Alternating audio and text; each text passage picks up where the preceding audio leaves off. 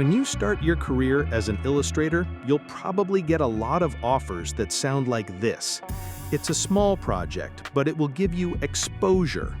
We don't have a budget, but it will be great for your portfolio.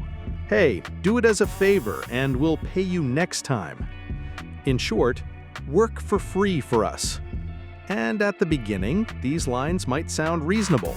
You might think it's a good way to gain experience or make contacts. But here's the problem.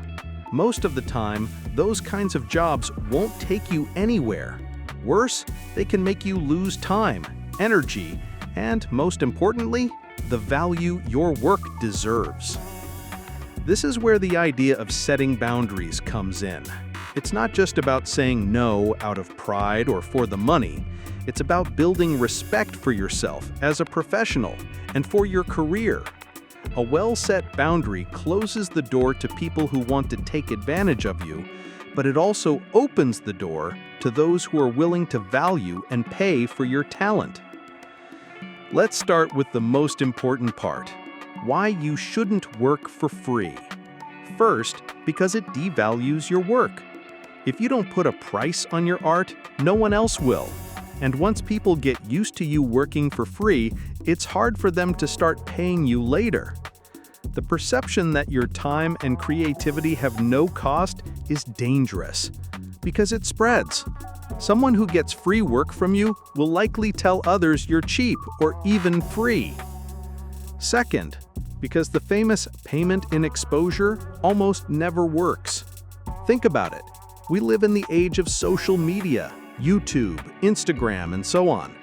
Why should you depend on a small business to decide whether your work gets seen? And why would you want that kind of visibility if everyone sees that you work for free? Do you want to be known just so people can keep asking you for free work until magically a millionaire investor shows up and your career takes off? That's not going to happen if you keep working for free. People know that to get a diamond, you have to pay a lot because everyone assumes diamonds are expensive. I'm not saying you should charge outrageous prices, but if you train people to think your work costs nothing, no one will offer you anything for it. There's a saying, exposure doesn't pay the bills. If the other party is making money from your work, why should you settle for something as intangible as a promise of exposure? Think of it this way. Go to the supermarket tomorrow, and when the cashier tells you how much you owe, say, "Look, I can't pay you right now, but a lot of people are going to enjoy this food, and when they ask me, I'll tell them it all came from this store." If the cashier recovers from the shock, she'll probably call security. And in some alternate reality where she agrees, soon everyone would shop there, because apparently they give away their products. See the problem? That's the kind of reputation you get when you work for free. Third, don't work for free because the time you spend on unpaid jobs could be used for something far more productive. You could improve your portfolio with personal projects that truly inspire you. Look for clients who actually have a budget, or develop your own products to sell. Your greatest investment is your time. If you give it away constantly, you'll never have enough to invest in opportunities that actually help you grow. And fourth, because working for free sets a precedent. If you agree to do it once, chances are that same person will ask you again under the same conditions, or they'll recommend you as someone who doesn't charge. The result? You end up stuck in a web of poorly paid or completely unpaid projects, with no time for clients who could offer you a fair deal. And here's the worst part. If you suddenly ask to be paid, they'll just find another illustrator who will work for free. This is why the idea of not working for free needs to be spread everywhere.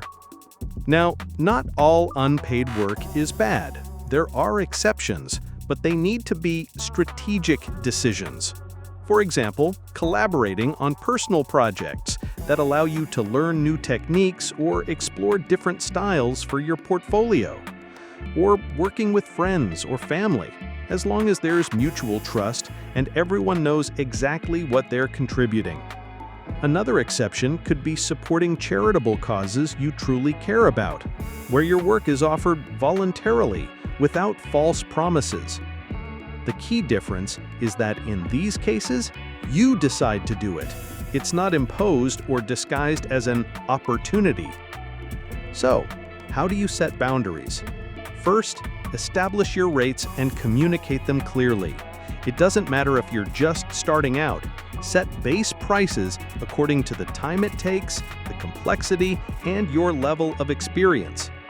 These prices can be adjusted over time, but having them from the start helps you respond quickly and confidently when someone asks. Second, learn to respond politely but firmly. You don't need to sound aggressive to say no. For example, "Thanks for thinking of me for this project. At the moment, I'm not able to take on unpaid work, but I can send you my rate sheet." It's direct, polite, and makes it clear that your time has value. Third, offer alternatives. If you're interested in the client, but they don't have the budget for what they're asking, you can suggest a simpler version or fewer elements that fit their budget. This shows flexibility without giving in to free work. And fourth, put everything in writing. Even if it's a client you know, a clear agreement prevents misunderstandings and protects your work. A simple contract that lays out the price, deadlines, and what's included gives you both professionalism and security. If you can't offer contracts yet, don't worry. There are online work platforms that act as intermediaries, like Fiverr or Upwork, which are good stepping stones before going fully independent. Learning to say no might feel uncomfortable at first, especially when you fear losing an opportunity or upsetting someone. But what you really lose when you say yes to everything is your time, your energy, and the value of your personal brand. When you start setting boundaries, something interesting happens. You attract clients who truly value what you do. Clients who understand that behind every illustration, there are hours of work, study, effort, and creativity. At the same time, you free up time for projects that motivate you and help you grow, instead of feeling like you're working for nothing. An illustrator's career isn't built solely on skill and creativity. It's also built on firm decisions. And saying no to free work is one of those decisions that makes all the difference. Don't worry about closing doors. Saying no to the wrong ones lets you open the right ones. In the end, your art has value because you give it value first. And setting boundaries is the most effective way to remind others of that. And remember, all of this rests on one very important principle. Respect your own work if you want others to respect it. Have you ever had a similar experience? Has anyone ever asked you to work for free? Did you say yes or no?